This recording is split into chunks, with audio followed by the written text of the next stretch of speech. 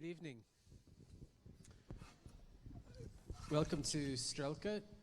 My name is Benjamin Bratton. I am the Education Program Director at Strelka, and it is my pleasure to introduce Dunne and Fiona Raby, our speakers for this evening.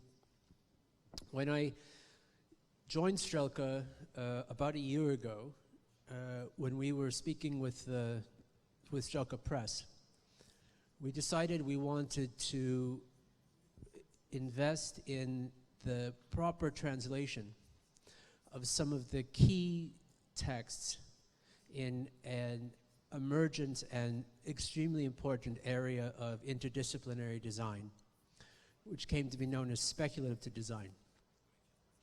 And as we're beginning to make a list of the most important books that we would want to translate to introduce to a Russian-speaking audience, Dunne and Raby's Speculative Everything, originally published by MIT Press, was at the top of the list. And so I'm very happy and proud that that's now accomplished and available for you this evening. So before I hand it off to Tony and Fiona, I want to just say a few words about them and some of the work. The work that is in the book, but also work that they may be most known for, both because they're extremely interesting and exciting and groundbreaking design practice, but it's also the work of their students and their collaborators that they have worked with over the years when they were at Royal College of Art Design Interactions program. That program that they composed and designed together as a research lab is in many ways where speculative design in its current and sort of most well-known and well-understood field really emerged. And I think it's a tremendous testament to the creativity and generosity of the intellectual pursuit that drives their practice, that so many people among the most talented young designers in the world came to London to work with them, and that over this period of time developed really what became a new vernacular and a new vernacular for design, a new language, and a new intellectual movement. When we were beginning the New Normal program, the postgraduate program that is now finished its first year at Strelka, and we're now accepting applicants for the second year. One of the things that we were looking at was how can we take how can we borrow from the intellectual agenda from speculative design, which oftentimes focuses at the level of the object or the interaction or the experience, and how can we borrow from that and use it as a new way of thinking about the conceptualization and the design of cities. It's a key touchstone for the type of work that we're doing here.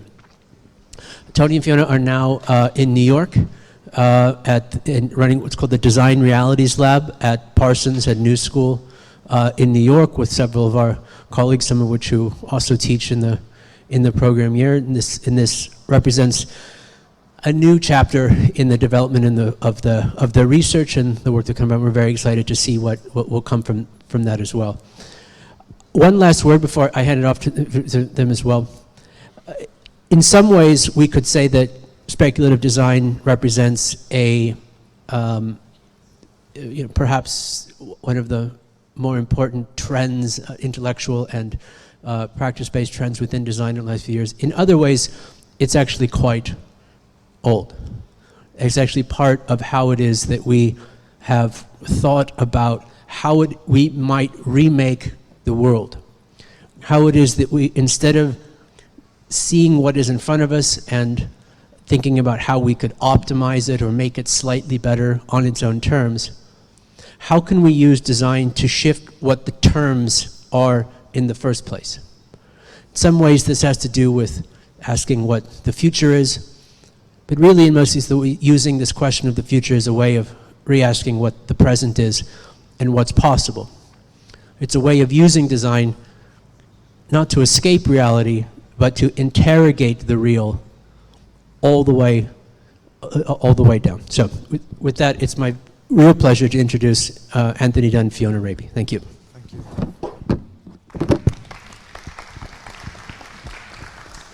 Is this working? Yeah, good. Thank you very much, Benjamin, for that very nice introduction. Fiona and I are very happy to be here. We've been fans of the work being done at Strelka for several years since it was set up, and especially the publishing program.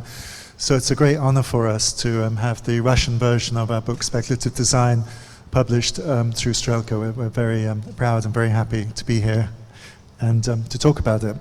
So tonight we're going to dip in and out of ideas in the book, around the book, and also what has happened to some of our thinking since we wrote the book a couple of years ago. I'll just give a little bit of a background to, I guess, where we started. We set up our studio in 1994, and before that we had spent time in Japan, where we were incredibly inspired by this very different attitude to technology. It wasn't seen as a threat like it was in much of Europe at that time, but seen as a kind of almost like another world, a kind of providing access into parts of the imagination that we couldn't access in any other ways. And at the time we were exposed to an amazing range of people who were producing exhibitions, writing theory, teaching, doing one-off houses, design for industry. And it kind of made us wonder, why can't we have a design studio like that? So when we came back to London, we set up Dunne and Raby to try and work across all these different domains and to embrace the conceptual as well as the practical. And over the years, I guess, we've kind of moved increasingly into the more conceptual end of things and become much more heavily involved in education. And we see that as the kind of most natural home for us, where we can develop and test ideas in the form of a laboratory setting, and then bring those through exhibition and other media back into design again. I'm just going to kind of flick through a few general slides like this first. Most of our projects are experiments. They're never really done in response to a particular need or problem, but we become interested in something, try and frame it as an experiment, and then do a design project to see what we can discover about it. And rather, although we work in a university setting, rather than writing papers very early on in our career, we chose to focus on exhibitions as a way of getting the ideas out into the world. They can be dealt with academically, but also they can reach a much wider range of people, and especially practicing designers. So for us, the most important thing is that our ideas do connect with designers who are doing design, teachers who are teaching design, researchers who are researching, and they don't just stay academic. And when we write about our work, it's not so much to try and put a theory forward as to reflect on the practical side and then try and draw something out of that and share that through the writing. So it's, as Benjamin said, one of the most, I guess, formative periods for us was when we led the Design Interactions program at the Royal College of Art from 2005 to 2015. And we worked with an amazingly talented team of tutors, Noam Taran, James Auger, Nina Pope, and many others. Working with students from all sorts of different backgrounds, programming, architecture, economics, science, but mainly art and design, and exploring their way into science and technology. Some took highly critical positions, others tried to find interesting applications. And afterwards, people would, even though it was a very small program, 18 students per year, people would go into a very diverse range of activities, from working in research labs in industry to setting up new kinds of design studios, to working almost in the way as fine artists with galleries and festivals and so on. And that richness was very important, that in the studio at any one moment were people sitting, whose dream was to work in an industry research lab, sitting alongside someone who's highly critical of industry research models and wanted to challenge them. And it created a very kind of open-minded, pluralistic environment. At that time too, we also put a lot of emphasis on trying to connect with external partners so that we could test the ideas that we were doing in our small-scale projects and that the students were developing in their work. Often working with industry, but not with the bit that was concerned with developing new products, but the parts looking at new ideas and new ways of thinking. So for example, with a company working in the tech industry, One of them was looking at the implications of what happens when money dematerializes and becomes completely virtual. How will that impact on our social interactions and the way we express and communicate? And then the thinking from that project was meant to feed back into some longer term work they were doing rather than generate new products. This slide shows a range of outcomes done by 16 students, and we were approached by one of the governments in the UK's research arms to link 16 designers to 16 research centres around the UK and respond in a speculative way to suggest not how the technologies might be applied in everyday life as new kinds of products, but once they're applied, what might the knock-on effects and implications be, and how might they change our ways of being. There were everything from synthetic biology to 3D printing to new forms of security, AI, and so on. Quantum computing as well. So as Benjamin said, speculation isn't new. Even in design, it's been going on for decades. But I think the difference for us is it sort of got forgotten. Early on in the automotive world, for example, it was used to promote new directions, test markets, softly introduce new technologies and get people ready for it. So it's very closely linked to the business and marketing side of design. And it's sort of got a bad name in a way. But for us, we were interested several years ago in revisiting this and trying to decouple it from that purely commercial role, which is fine, it's just another way of using it, but look at other ways that it could be useful, to ask questions, to provide new perspectives, to step out of the everyday and to look at things afresh. So it's a case of not saying it's something brand new, but trying to repurpose it and revisit it in today's situation. In architecture, of course, it's been around for centuries. I remember in one of our PhD exams, the candidate had just used the word speculative design in his title, and one of the examiners who was an architect said, why do you need to put speculative in front of design? I mean, architecture, we assume that's what makes architecture architecture. It is the speculative bit, the imagining and the questioning and the conceptualizing alternatives to everyday life. And it's quite interesting in architecture that that word certainly relates to some of the more intellectual and conceptual aspects of the practice, and there's building as something that's maybe different. We don't have such a distinction in design. But I think as designers, increasingly we're starting to question how design can take on these other kinds of roles.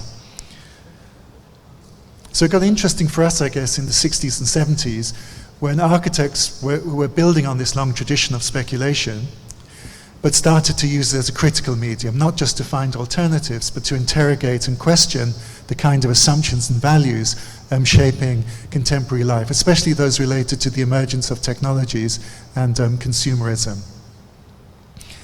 And again, that's something, it kind of faded out during the 80s, and it's something that we're very interested in reconnecting to much more contemporary issues.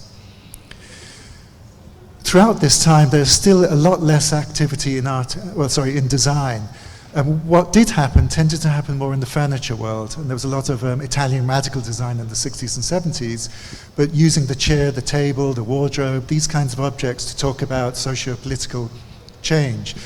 This project, also by an architect, is one of my favorite from that time. It's a kind of basically immersing yourself in a TV room. But it's one of the very few from that time where a speculative or critical project went beyond furniture or even architecture to look at new kinds of products and our relationships to technology. Now, of course, there's a lot more of this going on today. There's this connection that we're trying to make in our work to stay away a little bit from furniture. There's plenty of stuff happening in architecture, but really trying to drill down deeply into the world of product and industrial design and bring more speculative thinking into that area. So about 2009, I think the course was starting to take off, and people were quite confused about what it was we were doing. And at one point we did a very simple manifesto to try and clarify what the program was about and what our work was about in relation to what most people understood as design. So on the left, under the A column, is what majority of people would regard as good design. This is what design does. It finds problems, asks questions, solves problems, provides answers, develops future scenarios, and so on. But what we were doing was more aligned with the column on the right. And it wasn't ever, a lot of people see it now as oppositional, A versus B, and that was never really our intention. It was just to suggest that there's A, we all understand A, we're trying to introduce B, and we hope we can see C, D, E, F, and many other layers of design accumulate over the years. So some of the things we're particularly interested in is a lot of design training is focused on analyzing the world around us and designing within the limits of existing realities. And we're much more interested in imagining how the world could be, setting up that space as a narrative or a scenario, and then designing for that context. Most design, of course, focuses on finding applications for technologies. There's nothing wrong with that. That's what design is kind of focused on. But in addition to that, we want to suggest that design can look beyond that. And as I mentioned before, see what the consequences of those applications might be, especially when we have technologies like AI emerging at the moment and moving out of the laboratory into everyday life. Thinking about its potential consequences and impacts on our life is just as important. And I think, again, there's a lot of focus, especially in the tech world, on using design to try and change the world around us to accommodate our ever-expanding needs. And we're interested in maybe changing ourselves to rethink our attitudes to fit within the limitations of the planet.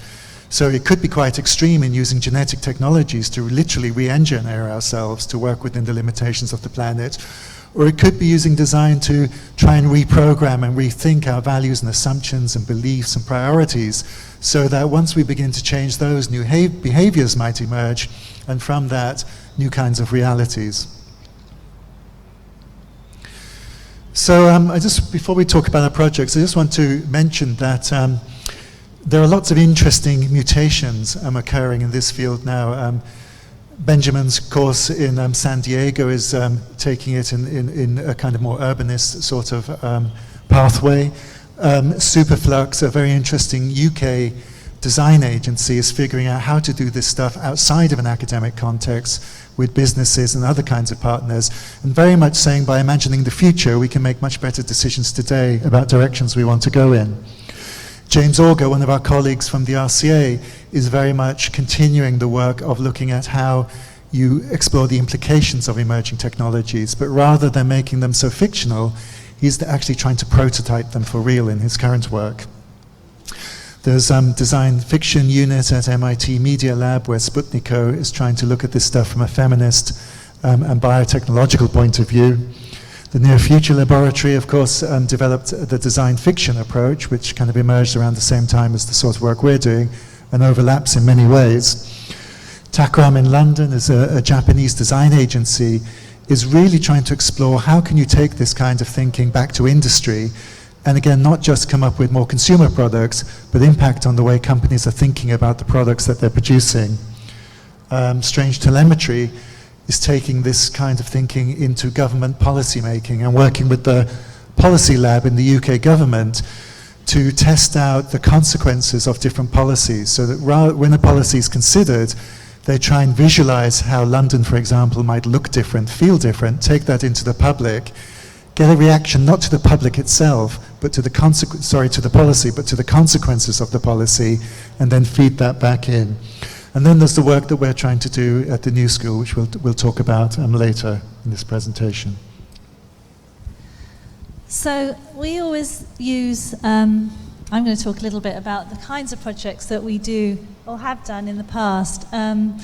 And we've always used projects as a way of exploring our ideas, and the ideas are very much embedded in the objects. And I want to start with a very, very simple one, where we strip back everything right back to a simple product, a very tiny product. And every industrial designer wants to design a watch. So, you know, we had to design a watch. So this was our watch. And there's something about design in the everyday which I think has got a certain kind of resonance. The way that we can connect, design helps us to connect with behavior and empathy. And we help to connect to a collective knowledge. We all know how a watch works, and we all know how we use a watch. And so it's sort of in our minds collectively. So there's this collective imagination we like to play with as well, with some of the objects that we create. So with this watch, we were very interested in how a simple watch could hold a very different set of values. So objects are our tools. We always start with objects. They really are, they sit at the heart of everything we do, and I think that's what we try to sort of differentiate ourselves in many ways. While others of our graduates and our students would go on and do all sorts, they would do operas and they would do all sorts of kind of like films, but for us, the object, we want to almost condense everything down into an object. Can an object, through all of our work, tell stories on their own? It's almost like reverse engineer the ideas through the objects that we create. So there's a number, this is our wristwatch. So a number of ideas that interest us about the watch. How can objects contribute to a kind of parallel reality? So, and how do fictions and imaginations, how can they be embedded within our everyday life? Can a simple object embodied with this different set of values open up a world? So how much of the object actually exists in our imagination, but how much of the object is about its story? So there's a lot of things kind of going around this object. So this object, it's a wristwatch. We call it the wristwatch. It gives you, we did this at a time when we were just becoming aware that countries had different risks factors associated with them. And we wanted to kind of explore that. So basically it's a cast-in soft rubber. It has a pressure-activated switch. So you put it into your ear, and as you click it into your ear, a voice whispers a number into your ear and tells you the kind of the risk of that country that you might be in. It's a very intimate interaction. It's a very aesthetic gesture, so that the interaction, the gesture, is all part of the aesthetics of the object itself. And we thought that, the voice would be a BBC English, because at that stage we thought, well, maybe that was the only thing we could possibly trust at that time. So with this watch, if you were to wear it, would you feel differently about the world when you walked around wearing it? Would you see your new location very differently? By wearing this watch, has your reality actually changed? So these are the sort of things that, a tiny, tiny watch could have this big impact about the way that you view the world. So at the time when we made it was really important that things were real, that they worked. So we made this watch actually work, and this was before Arduino, so it was actually a really painful process that we did. And the minute we made it, it was technologically kind of out of date already. I think it lasted for about 3 minutes before the battery completely ran out, because technology, by the time we did it, the technology was evolving. And ideally, of course, this watch would be produced, mass manufactured for many people to have, so that many people could experience what would that be like, but we could barely make one ourselves. So in some ways it's highly unlikely that this watch is ever going to exist in the world. It's highly unlikely it's ever going to be mass manufactured. I mean, that might be different now with crowdsourcing, but when we made it, it was sort of seriously a one-off. But it did exist, and it was materialized, and that there's something very powerful about the materialization of the thing actually working and being in the world, even though it was this kind of conceptual object. And we've experimented a lot with this. We kind of continued to experiment. And another project that we did where we really wanted to push the language and the aesthetic of the objects was our robot project. So this was a commission by Z33. It was a big gathering of work on critical design at the time. And what we were really interested in is what happens when the robots enter the home, into the domestic space. What kinds of how can we experiment with the language, the interactions? What could a robot be? And in some ways, we were really, when we started the project, we were quite shocked at how narrow the kind of typology of robots actually are. You have industrialized robots. There are sort of, you can have seamless plastic kind of touch screen surfaces on your architecture walls where everything just disappears into the architecture, or you've got the humanoid or the animal-like robot. And we thought, well, that's incredibly narrow. You know, there's huge potential to what a robot could be, and we really wanted to explore that. So we tried to look at it from an emotional and cultural angle. We focused a lot on the interactions between the person and these objects that would live in your home. And they were no longer appliances. We wanted to really push the idea of a future furniture. What would, you know, if we were to push the furniture genre further, mixed with this robotics, what kinds of things might we have? And design really does invest from the furniture world in, you know, emotional connection. They look at aesthetics and the materiality. So we really wanted to push that. But of course we had no money at all, with very little budgets, and we wanted it to be very high tech. But of course we had to make just wooden objects, and so we ended up making a film. Everything was kind of fictionalized. We were using what's it called, fish wire to kind of pull the objects and make them do these things. And we were very surprised. We were pretty worried when we did this project, that because they were just a series of mock-ups, that no one would take us seriously. You know, this issue about not being real was kind of playing its part. But that wasn't the case at all, and we have received enormous feedback on this project, and it continues to be exhibited. Even now it's being exhibited. We had a PhD that came out of it, funded to look into robotics from this very abstract and kind of artistic kind of project. So it really kind of it galvanized us. It actually, in some ways, it muddied the water, because this idea of should it work or shouldn't it work, how far do we materialize something, became even more problematic for us. And I think we still wrestle with that. And actually, some of the later ones I'm going to show you actually makes that problem even worse. So this was it shown, because in the end we showed it how in the film we showed the objects working, and then the objects were in front of the film so you could see them. But I'm just going to just talk about one of them, which is my favourite one, which is this idea of the furniture. If we could increase the furniture evolution, what kinds of furniture might it be? But this one also pushes the idea of user friendliness. One of the things with our electronic objects, they're all very efficient, and we use them very easily and simply. But this is like this big awkward lump of wood that you kind of pick up.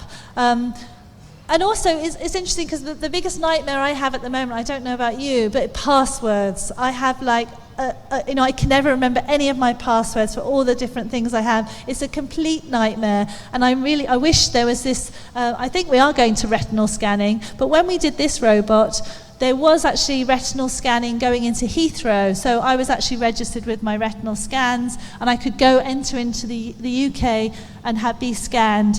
And we were wondering, is this going to be a future interaction, being scanned with our eyes? And the only thing that you're scanned at the moment is a supermarket. So we wondered, are we going to be, barcoded like supermarket produce, And we didn't want to go in that direction either, if that was the way in which we read our irises. So this was a kind of an attempt to reclaim back the interaction with our deepest data. So the idea is this is a sentinel object. It contains all your most important data, and to access it you have to pick up this very heavy-looking, odd-looking thing, and you have to stare. In the top of it, these two eyes that read your retinal. They scan your retina. You look into the robot. It looks at you. You look at it, and you hold it.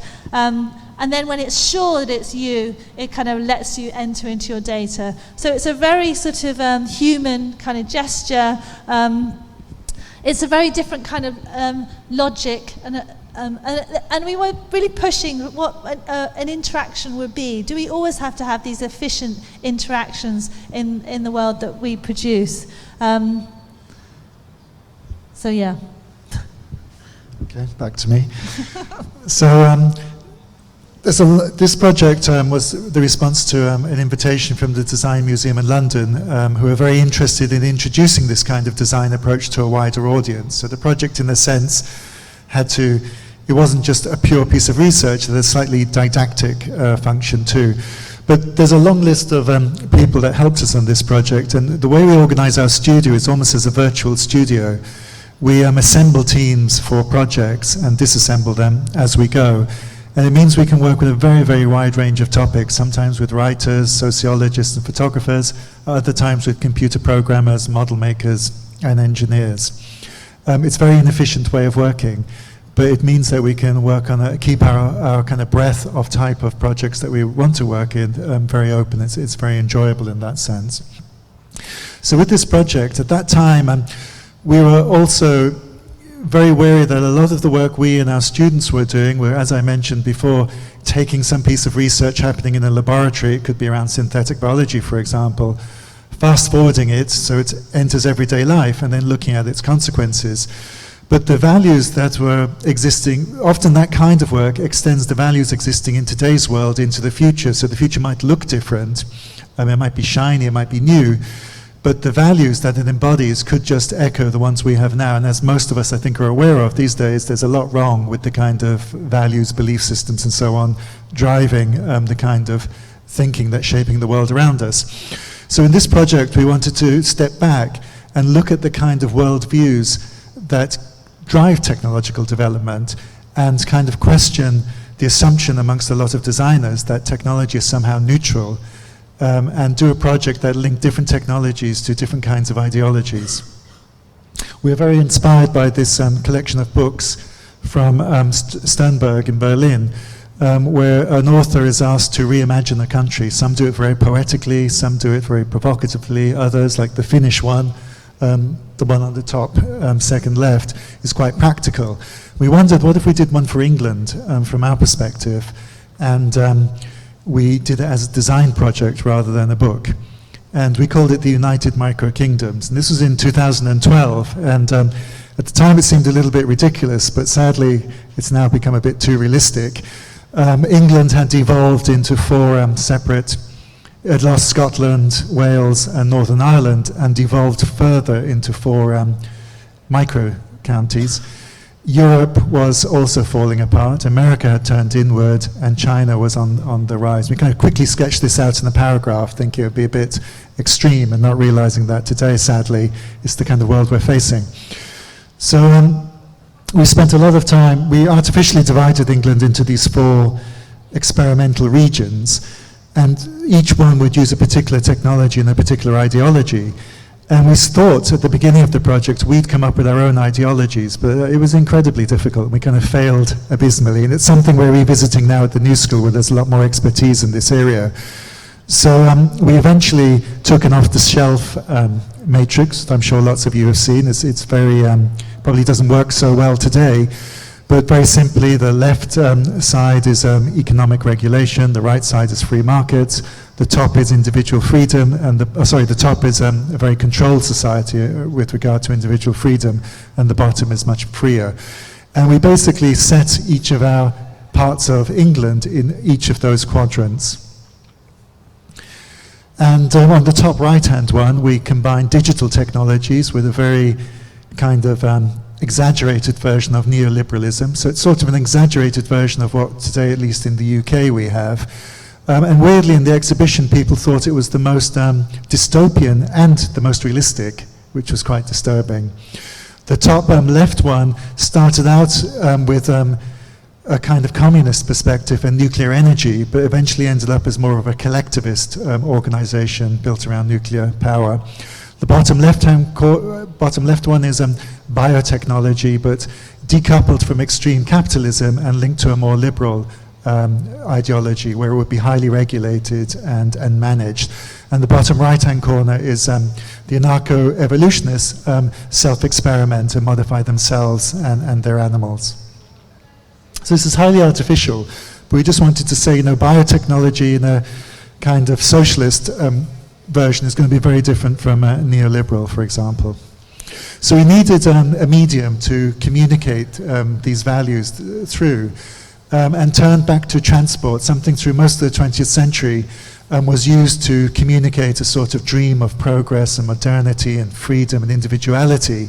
And so we didn't just take the car, but looked at several forms of transport. And also, it allowed us to look at the large scale, because each form of transport depended on a certain infrastructure, and the one-to-one scale, where people could relate to the object.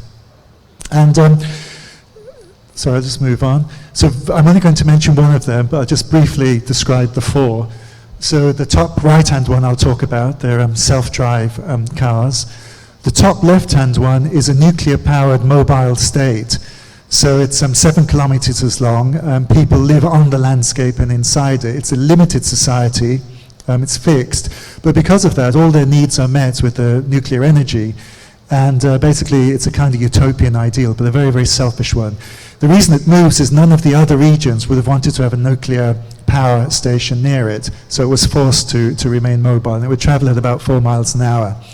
And we consulted an engineer for all of these designs. And with this one, we were looking at thorium reactors, which I understand don't produce nuclear weapons-grade byproducts, and that's one of the reasons they haven't been developed historically. The bottom left-hand one is a study in what would a purely biotechnological car be like. Probably very smelly, very slow, very, you know, it would suggest that maybe the experience we have at the moment of transport is a historical blip, and we might return again to a much slower way of existing. And the bottom right-hand one is a group of people who build communities around different forms of transport. The tall, thin one would be a balloonist. So one of the things we're interested in sci-fi, game design, film, even architecture, there's a tradition of world building where people imagine the whole society, its political systems and so on, and then visualize them in very high amount of detail. And for us, it leaves very little up to the imagination. All we can do is interpret it and decode it.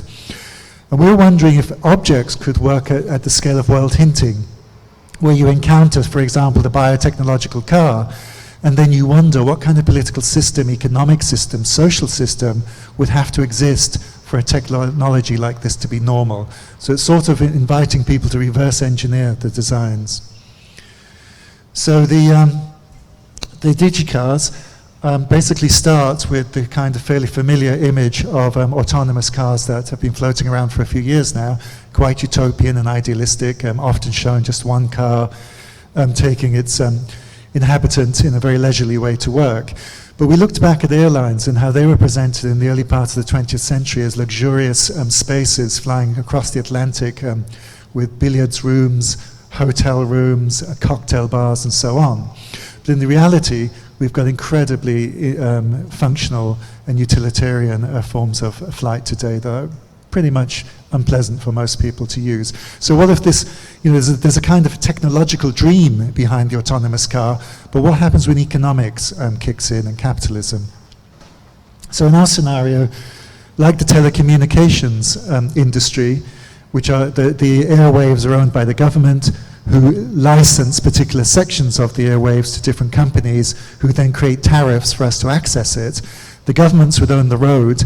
They'd lease them to companies like Google, Hertz, Ford, Apple even, and then they would create tariffs that charge us for the amount of time and the amount of square meters that we take up. So it's not navigating a landscape anymore, it's navigating tariff systems. So we worked with one of our ex-students to come up with a intentionally difficult to figure out tariff. So one of them, for example, would be 1 passenger, small car size, no windows, 3 stops per day, no peak hours travel, and 1 hour off peak. And then we translated these into a series of vehicles that were not meant to be romantic or sexy in any way, but more like appliances designed to extract money from its citizens. I forgot to say the digitarians are a kind of, I did mention they're a hyper-exaggerated version, but they kind of go with the total surveillance, transparency, the fact that we give all our data to the companies in return for various services and so on, a kind of extreme version of that. So this is the base unit. It minimizes the road space. You stand to take up less room. You can work in it. Here's next unit up. You can save a little money by facing backwards and also by being dropped off second. These are facing both forward, so you can save a bit of money by being dropped off second, but they're a little bit more expensive because they're acoustically isolated. And there are many, many different versions. Here are some of them. They're kind of created in these sort of candy colors that are meant to suggest a kind of innocent, playful face of technology, when underneath it there's a lot more going on. And this is a glimpse into Digiland, and a little piece of nature that they've forgotten what to do with, so it's kind of cordoned off in case it's dangerous. And we're sort of interested. We think the digitarians are amongst us already. There's plenty of them around us. And what can we do as designers? How can we prevent this kind of world taking shape? And we think it's not by just designing alternative applications, say for driverless vehicles, but creating alternative ways of understanding the world, our relationship to nature, between humans and animals, and what it means to have a good life, and then translating that into a technological system and seeing what kind of world emerges from that. So the digitarians, they've become a kind of platform for us now. We look through everything with these digitarian lenses. So when we came to this, we had a commission from Z33 for an exhibition, a future fictions exhibition. We had our sort of digitarian hats on, looking at the world. So we really wanted to, in this project, I think there was a movement, there's a kind of movement towards more realism, and I think we're trying to move in the opposite direction, and we're very interested in unrealism, the unreal as a strategy. And we really love, one of the chapters in the book is chapter 7, the aesthetics of unreality, which I think is our favourite chapter, and I think one of the areas which we've actually started to move forward on. That's probably our next book, is around these issues. But it's not for the purposes of fantasy or escapism, but it's really to look back at realism in a very different angle. If we can sort of, how do we step out? Sometimes things in reality can be far too constraining that we can't see. It's looking at us too much straight on. How do we step out of that and look very differently? And that's what we've been trying to do a lot. And we've been looking a lot at ambiguity. How do we use ambiguity much more in our work? So this project was really trying to not explain everything too much with these objects, but trying to be a bit more ambiguous with what they can do. So this is, we call it an ethiculator. It's an ethics calculator. A calculator for making kind of ethical decisions. And I think it's particularly relevant for sort of now, and AI and all this big data that's coming along, this revolution that's just about to hit us. You know, how much will we actually outsource our decision making to algorithms? You know, how far do we allow ethical decisions to be made by algorithms? You know, and it's, in some ways, it's not impossible to imagine. You know, the idea that we relinquish any responsibility must be a huge relief, you know, that we don't have to take on responsibility. The machine can do it for us. Our lives will be much better, less troubled.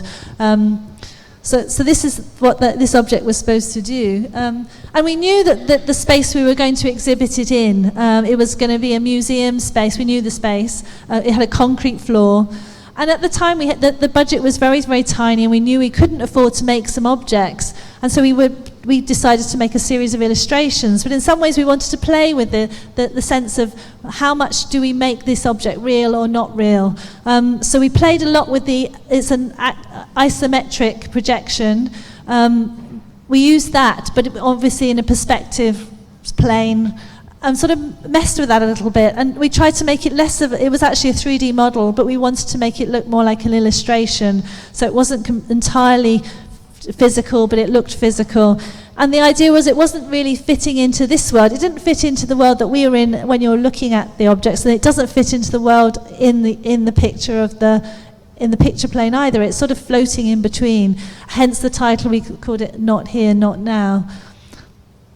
And obviously with our objects, we always try to have some kind of logic, and so that it feels like that it is actually, there's some kind of logic underneath the configuration. But we didn't want to be explicit about exactly how it worked. And also with this object, you know, again, everything's shrinking down to a flat surface screen, and we interface like this, and, you know, our interactions are like this. So, you know, what if we did the opposite? We made these huge, large objects that we put our arms into, and somehow we got back the three-dimensionality of the space where our body's inhabited. And maybe, you know, again, our technologies are going tiny, tiny, tiny. What if this large object was not just a singular interaction. We have these, one-to-one interactions with our machine and ourselves. But what if this was a machine which had a lot of people around it, and you had to use this with other people around to make decisions or to have discussions around the object. So it became, again, we were challenging some of the norms of which our electronic technologies are going and seeing, well, what would that be like? But again, in some ways they're ridiculous. We're never going to have huge, big machines like this. But again, it's these objects are asking these questions. So we designed them also as illustrations to be seen from a distance, but when you go up close, they have very fine lines in the drawing. So we did lots of sort of printouts to work with them, and in the end, these were the objects in the space as illustrations between these two worlds. And with most of our projects, we do them in these little tiny phases. So we had another commission that came along with the MAC in Vienna. And we wanted to bring these objects alive. So we spent literally all our money on working with the very talented Keiichi Matsuda, who was here at Strelka this year. We worked with him too. He was great. And, he makes incredible films. And it was actually quite, what looked quite straightforward to do was actually turned out to be very precise and extremely tedious work to cut out all of these models and make this work. But we were trying to play with the aesthetics of these different kinds of objects. So the second object, I'm only talking about two. This other one is called Public Voice. And it's increasingly now becoming hard to know what you can and can't say in public. Whole careers can be kind of ruined by a tweet or making the wrong remark. So it's not hard to imagine that we might need to be schooled in how we might present ourselves in public. So this was like a tool to help you kind of practice what you might say before you say it, so that you don't kind of get in any trouble, but also to practice certain vocabularies, ones that don't offend people. So really, and what we're talking about really is euphemisms, and some of them already exist. We took some that were already being used, and we invented some new ones that we sort of played with ourselves. So I'm going to just play a little bit of the movie. But again, even in the video, we again played with the isometric angle. They're slightly awkwardly photographed. They're taken from above, looking down, and again trying to play this unrealistic viewpoint. And we were really, as this project went along, we were unsure, about the materiality of these objects. Are they actually electromagnetic fields? Is this not really a real object? Is it a film, or is it a hyper light material that we haven't quite got yet? And as designers designing these kinds of projects, how real do our designs have to be? How much materialization is required? And we're still questioning that. That still comes up with us even now with the objects that we create. So I'll just play a bit of the movie. Misspeak.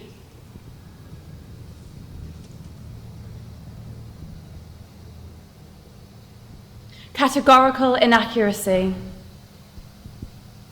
Consumer zen. Here and nowist.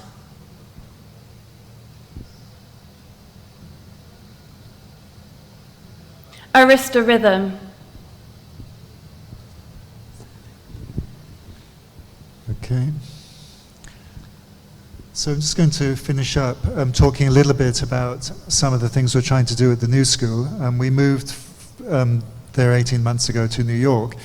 It's a university that has a design school, Parsons, but it also has a social research school, a performance and acting school, a music school, and many other kinds of disciplines. So for us, it's very interesting to see, historically, we started working very closely with computer scientists in the 90s, and their kind of more critical attitude in our work emerged out of that. And through the 2000s, working a lot with scientists and research that still hadn't become real, we kind of drifted in a way into this speculative space. And so we're very interested to see what happens when we start working with anthropologists and political theorists and philosophers, if new kinds of hybrid design will begin to emerge.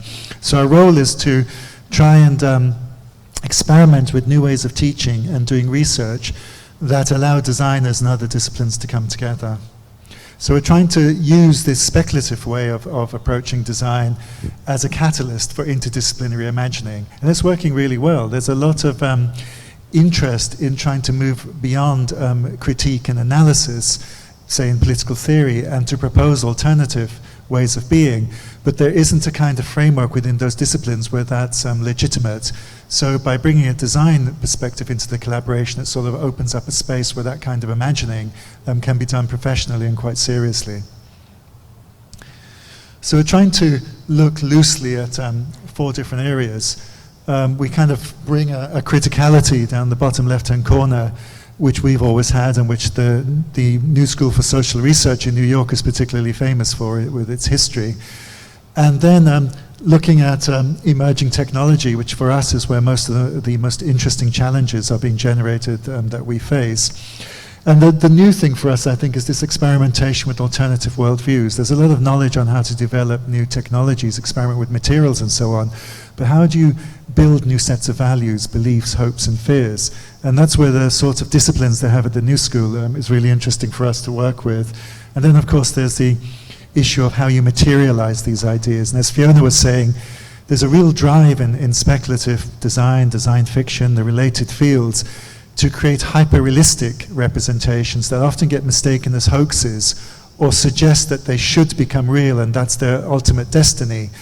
And we're interested in other kinds of registers where the objects they're clearly not intended to be ever realized or exist, but they can serve other purposes in helping us think through ideas.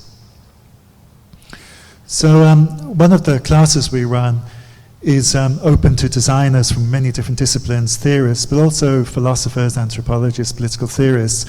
And we ask them to look at the idea of a micronation, to use that as a platform so as practitioners rather than theorists, they could think about citizenship, sovereignty, what is a nation today, what are our responsibilities as citizens, what should the border be or not be, and then develop scenarios for these kind of micronations to kind of propose some of these different relations. But one of the projects we liked the most, was this one by Heather Anderson. It's a bit hard to see that.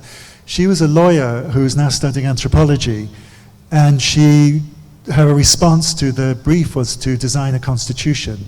So she imagined a country that would decide, it was a version of Tasmania, to end itself after 100 years. They've just had enough with the world, it's a mess. We're going to wind down this nation. And then wrote a constitution that would legally facilitate that process over 3 generations, and consulted lawyers who specialize in that area to make sure it's a proper document. And the purpose is not a piece of entertainment, but to condense many of the issues nations and countries are facing today with their constitutions, which clearly are not fit for purpose in the 21st century, and try to highlight areas where that can be unpacked and debated amongst experts. So in this case, the design space is serving as a platform to do some kind of quite focused and rigorous imagining, which can then be taken back into the home discipline to have more kind of interesting talks. And nicely, this is now going to be published in one of, by the editor of the Solution series is producing a new book later this year of an anthology, of short essays, and this is going to be one of the pieces in that book. When we arrived at the New School, besides teaching, one of the hardest things was how do you start going about creating projects? And how do you make projects with philosophers and anthropologists and people who probably don't know much about design? And we struggle to understand their fields. And we started to, every time we sat down with someone, they'd kind of talk to us literally, almost literally say, in our world, blah, blah, blah, or in my world, blah, blah, blah. In heteroeconomics, we think like this. And we thought, what if we made a many worlds working group where we assembled a group of people from different disciplines, and we, rather than trying to build worlds as we did in the UMK by going to existing political ideologies, we took the research they were doing and tried to build worldviews out of that and then assemble them together into a project. And it was a process for us to get to know our colleagues, but also for them to get to see design's potential. And already it's led to some in-depth collaborations and grant for a project with a political theorist and anthropologist we're going to start next year. But one of the ones we really liked was by a sociologist, Meredith. She's a PhD candidate at the moment, and she's looking at how, at the moment, colours can be owned by corporations. What is that process? Where did it come from in history? And she kind of stops there. We wondered, well, what if this trend continued and colour actually ceased to exist, or at least access to? We had a world without colour where ordinary people couldn't afford colour because it was owned by corporations and other entities.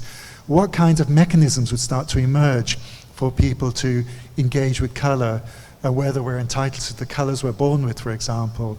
Are there kinds of new forms of colour that fall outside? So it's kind of just a start at the moment, but one of several projects we're working with. So the project has 3 layers. We're looking at developing alternative worldviews from our interactions and responses to a historian, a couple of anthropologists, a philosopher, and a sociologist's research. And then we're looking at how you materialize these as almost manifestos. They really foreground the worldview that they embody. And something we're just beginning to experiment is trying to drop these into what we're thinking of as an auxiliary reality. There's also a problem where fictional worlds sit. Are they fairy tales, fantasies, alternative versions of existing worlds like the UMK? And I came across a nice idea in a book about possible worlds in literary theory by Ruth Ronan, where she was talking about auxiliary worlds. They're worlds that sit alongside the real world, but they just serve a different purpose. So what if we had auxiliary realities? They were part of this world that we're in, but they were closed off and allowed us to test and experiment with alternative social realities. So we chose an area on the edges of New York called the Floyd Bennett Airfield. There's an amazing history I can't go into now. For 100 years, it was New York's first airfield, but even beyond that. And we're going to cite a sort of experimental many worlds think tank that materializes all these different worldviews in the form of experimental devices, social interactions, and social realities, providing glimpses into other ways the world could be, but rubbing up against each other. There's no right or wrong way. So very early sketches that we've just been working on. This is absolutely just beginning, this project. Drop some commissions by imaginary local communities, city councils, even countries would commission this organization to build an experimental situation and test it out in this landscape. So each of these pick up on some of the thinking that we've been exploring with our researchers. So for example, this one, again, quite negative. Unfortunately, everything we do with the digital world ends up being either satirical or dystopian, and we can't seem to find a positive way forward. But when we do biotechnological projects, we seem to be more optimistic. So in this one, it might be a project sponsored by London in the UK, where there's a serious housing issue, but we have little faith in the housing being solved in a very humanistic way. It seems, again, like the digitarian cars, economics are going to drive it. So in this scenario, mainly young people, unfortunately, would call up driverless vehicles, which are essentially like Japanese capsule hotel pods, which they can sleep in during the night, but they're whisked off to the edges of the city to be parked in the car parks that are no longer needed because of the influx of autonomous vehicles. And they kind of use little units like this. And it's not something that we agree with, but equally, the way we're seeing things going at the moment, we're not sure what's to stop something like this being proposed. If we have Uber and TaskRabbit and these other quite exploitative but equally practical technological systems emerging, what happens when that starts to spill into housing beyond something like Airbnb? And the last one I'll show is a conversation we're having with a philosopher, looking at, rather than doing world building based on starting with alternative political ideologies, maybe we could start with different notions of time or space or reality itself, and then build worlds like we did with the UMK, but in this case more philosophical worlds, use design to give them form, and have conversations not only about, do you prefer this reality over that reality, but what do we even mean when we talk about reality? and how much agency do we have in shaping those realities as citizens and as designers. So this is very much work that's just beginning, so I'm not really going to go into any more detail than that. And we're going to end here. This is the English version of Speculative Everything. We didn't have the Russian one earlier. And thank you very much. Thank you.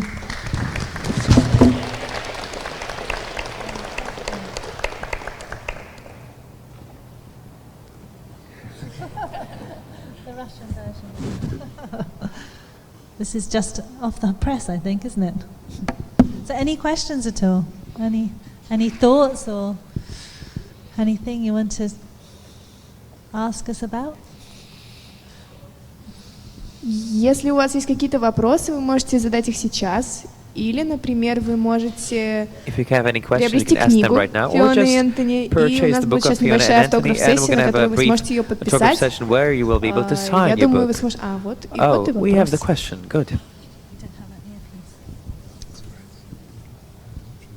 Hi, I wanted to ask, what's the difference between speculative and critical design? There's lots of overlap, and I think at the moment the whole area is getting really messy. So I'll just speak about it from our perspective. For us, critical design was, if you like, the first step away from conventional design. It was about asking questions, challenging assumptions, challenging the status quo, and experimenting with how we do that as designers. You could use prototypes, you could use actual products, it could be conceptual, it could be speculative. And when speculative design came along, or design fiction as others call it, it's often, I think it has many uses. Traditionally, as I showed with the car slide, it's about promoting a particular future, and the tech industry still often uses design fictions in that way. Many other people are using it to propose more interesting alternatives, better ways of being. But I think it can also be critical, and maybe our digicars and the hotel suggestion I just showed would be an example of speculative design. We're speculating and imagining alternatives, but they're very much critical. So they become a little bit more like satire in that space. But right now, there's a new book has just come out about critical design by Matt Malpas at Central St. Martin's. And he goes through quite systematically what he understands critical design to be and how it's different or similar to design fiction and so on. And there's a new book about to come out about discursive design, which does the opposite and zooms out and looks at adversarial design, speculative design, design fiction, critical design, and others I can't even remember, and tries to link them together somehow. So it's kind of, I think there are no real super clear distinctions at the moment. And to be honest, I prefer it that way. I think as soon as we try to over-define things and try to territorialize them, it will die. And for us, we're much happier when things are mutating and defying boundaries and forming new things. And at some point, we realize it's no longer speculative design or critical design, but hopefully something completely new and more interesting. Thank you.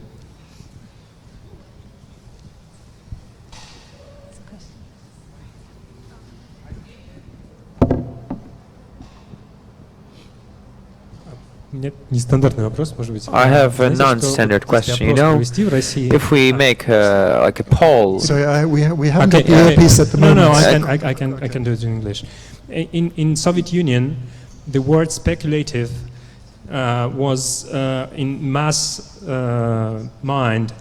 It was associated with the black dealer, the person who is speculating on the market, which was prohibited. Yeah. So when you translate this word from English into Russian, you have this thing in, well, maybe of course the audience is a bit different. I just wanted to ask you, what do you think about that? What can you think about that? Sure. This is the Marxist thing with the whole Soviet Union ideology. I think it's a problem. Other people, James Auger, one of our colleagues at the RCA, has written a lot about that, trying to untangle the financial speculative meanings, which are obviously extremely harmful in a lot of cases, from the other speculative meaning, which we're more interested in. But I think even within English, there's a distinction between, say, science fiction and speculative fiction. I don't know if that's the case in Russian or even any other languages. And I guess that's where we were sort of drawing it from. I mean, we were aware of the financial speculation, but for us, because we were working in a cultural sphere, we assumed that the natural interpretation would be it's speculative, like speculative literature or speculative culture. But as it's kind of moved out of design into a much wider world, those kinds of interpretations have certainly arisen. And for me, it's just a little bit frustrating when that happens, but I think it's understandable why it does. We've never actually liked labels at all. And in fact, during the whole 10 years that we taught at the Royal College of Art Interactions Design Programme, I don't think we ever mentioned once speculative design or critical design in the whole 10 years. It was just never talked about. In the end, we were just doing projects that were challenging and trying to, challenge the status quo. So I think as long as projects were challenging all those kind of norms, then we were kind of happy. And if they weren't challenging enough, then we weren't. It's as simple as that. We would, of course, talk about the methods, asking what-if questions, or doing thought experiments, or using satire, or being critical, or speculating. But we wouldn't try to pin it down as a definition. That's something really that's happened more recently.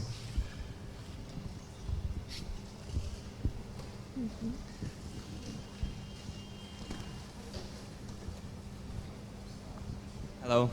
I just wanted to make sure, if I get it right, that speculative design is also about creating new patterns that never existed before, to create like a new language for the future.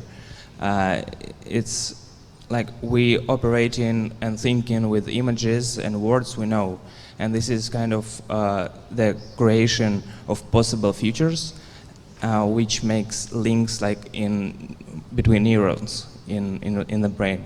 Is that the part of speculative design? To create images of new possibilities? Yes, like new patterns to think about it. Like you're making the new pattern and then you just mix it up and you're creating a new world. And yes, a kind of disruptive, to use that awful word, but it's kind of trying to disrupt neat categories in our mind about here's the political category, here's the technological category, here's the social category. When politics and technology talk, they normally talk around markets or whatever. It's trying to shake all those things up.